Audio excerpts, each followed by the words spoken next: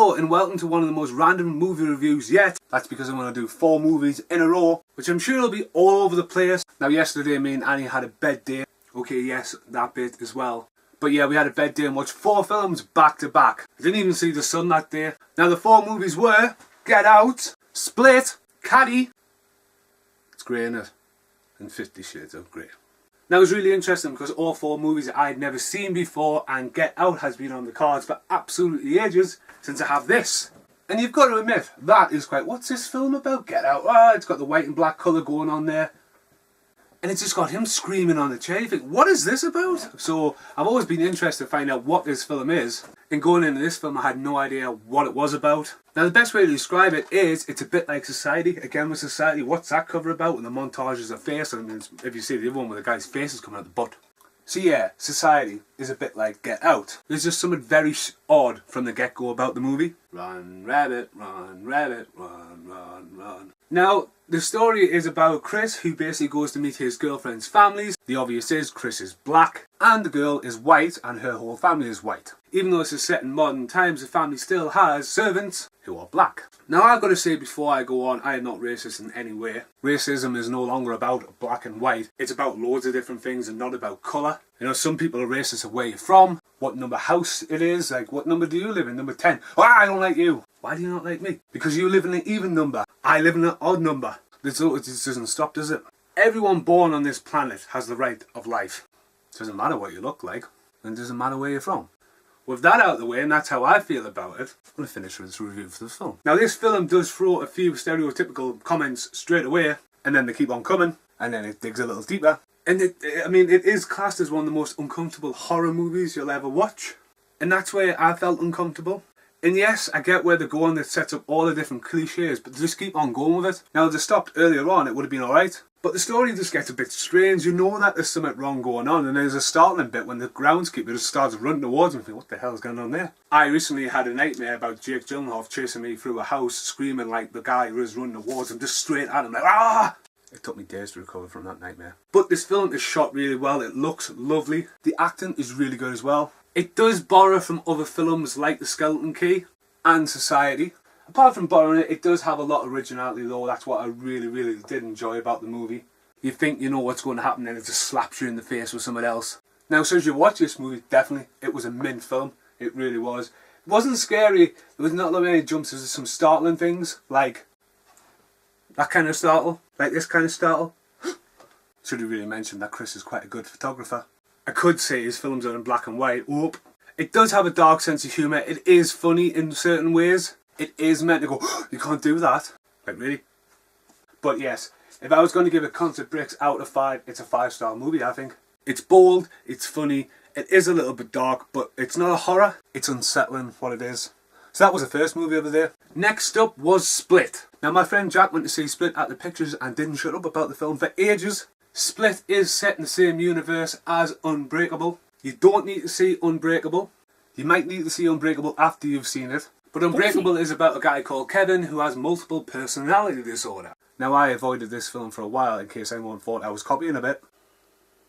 Because if you watch my videos you'll probably realise that sometimes, just sometimes, some weird stuff does happen on this channel and actually in my life. So I avoided the film for a while just in case anyone think I was doing the whole personality thing with clowns and stuff, etc, etc.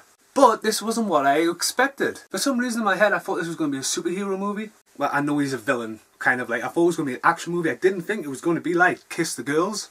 Dungeons of girls hidden away, locked away, and I was just like, whoa, this is pretty dark and creepy. Then all of a sudden it would change. And James McAvoy's done a really good job of this. He's got different characters, different personalities going on, different makeups, and it's not all about how he looks.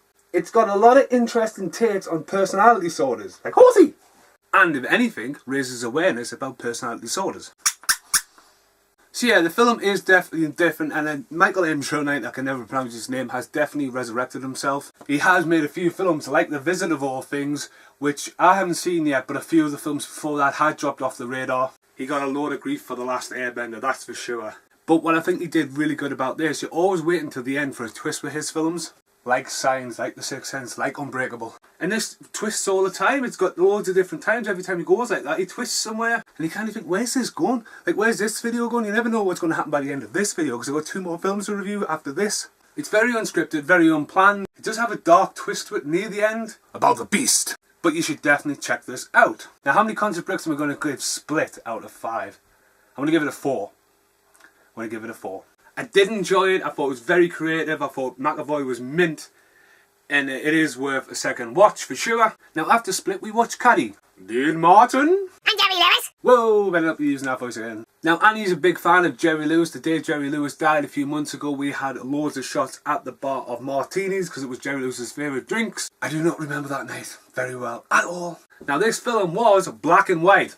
Now, this movie was made in 1953 and this movie was fantastic. It's a comedy showcasing Jerry Lewis and his squeaky voice self, along with Dean Martin, who showcases his singing, so it's a bit of a comedy meets a musical. It's a story that Adam Sandler definitely borrowed for, as it has got a golf theme to it. I mentioned Happy Gilmore, Caddyshack as well. It's really well filmed, and there's a lot of long good takes as well, but there's a lot of interesting gags in it. Totally over the top to OTT, sort of Charlie Chaplin, Laurel and Hardy kind of spoofs. Huey Lewis is that funny in this. You can see Dean Martin nearly piss himself laughing in most of the takes as they keep on going, and he's got this big smile on his face. He's like, well, he's trying to fuck up, I'm trying to... And to me as well, that's fantastic because you've got no like modern day editing on that. You've just got reels and reels, and the editor's trying to put that together and going, well, Dean Martin's laughing there. I fuck, I'm not editing the rest of that thing. I did generally laugh my head off a lot throughout this film. It's just some really, really good spoofs. And Annie had a set of 4, so I am looking forward to seeing the other 3 of these films. And if you want to talk about concert bricks for Caddy, I'm going to give it 5 out of 5. For the time, the period, and how it was done. But if you haven't seen this, for any fans of people like Jim Carrey who go over the top with their old facial expressions, you need to watch this out because Jerry Lewis is definitely one of the pioneers of it. So definitely worth checking out Caddy. It is really, really funny. Okay, last but not least, 50 Shades of Grey. Now, Annie tried to get me to go and see the sequel at the pictures. I was like, no way, I haven't even seen the first one. I'm well aware of the craze of 50 Shades of Grey a couple of years ago with the books. I was devastated when I see my gran reading it. And every time I'm going, right, what we're going to watch? And he's like, 50 Shades of Grey? I'm like, no. And after the marathon of films, she was like, 50 Shades of Grey? And I'm like, okay. And she was like, what? I said, yeah, why not? I've moved all day, you know, might as well suffer through 50 Shades of Grey. Now, as I say suffer, I've got to tell you right now, I actually really enjoyed the film. The film really caught me off guard because I really had no idea what I was in for. I knew it wasn't going to be quite a porno because I hadn't heard a lot of people go, oh, you're watching that? And it's porno, but it's not really about porno, is it? It's about discovery, it's about meeting someone for the first time, isn't it? Now, the acting in it I thought was amazing. It was really well cast. The girl was pretty hot. The soundtrack was also really good. The pace of the movie, though, really caught me off guard. I was not expecting to like the characters that much. There's some really funny bits, and it's basically based off the characters. The obscenity of the contract. How he wanted to do one thing, she was like, oh no, I don't think so. And a sarcastic response. The foreplay and the sexual content in it, I think it could have been a bit more extreme. I know 50 Shades Dark is already out. I haven't seen that one yet. But I was expecting some really dark, really shit in this, really. I will be honest, in the bit with the punishment when she gets whipped 6 times with a belt. Yes, I know getting whipped by a belt would hurt. But in this red room of torture and pain and pleasure, I was expecting to pick up a cactus or something like that. Fucking a bowling pin. I was expecting some extreme torture, like, if you're doing something wrong, this is what's going to happen to you. It was done in good taste where you could feel the pain of the whip. Because I was expecting a bit more extreme. I mean, no fisting, bowling polling. But yeah, the soundtrack, the story, it was really well done. I was just really interested. I really enjoyed it. So yesterday it was pretty random by doing all this kind of stuff. And watching 4 films in a row was pretty random, wasn't it? How many concert bricks would I give 50 Shades of Grey out of 5? I'm going to give it 4. Not going to go for 5, I'm going to give it 4. That's 2 4s and 2 5s. Not a bad day. I did, however, fall asleep watching Shark Week last night. Oh my god, I don't even want to finish that film. It was bad. It was CGI bad. It was like The Condemned, filmed like The Condemned and like Death Race. Here's all these people and this is their profession very quickly. I didn't even catch what was going on. About some weird cartel guy punishing people. And it was presented like a TV show for nobody. Because it wasn't a TV show inside the film. And then the CGI popped up and I said, my god, Jaws is still awesome. So thanks very much for watching this random review, absolutely batshit crazy for 4 different films, or 5 and a half, like 4 and a half. Definitely worth checking them all out. Thanks for watching, like, subscribe, goodbye. Hi there. Hello. Hello. Will you answer some questions? Yes, I will answer some questions. Do you have a personality problem? No. Really? What are you doing for lunch? I don't know, but I'm hungry. Shall we go?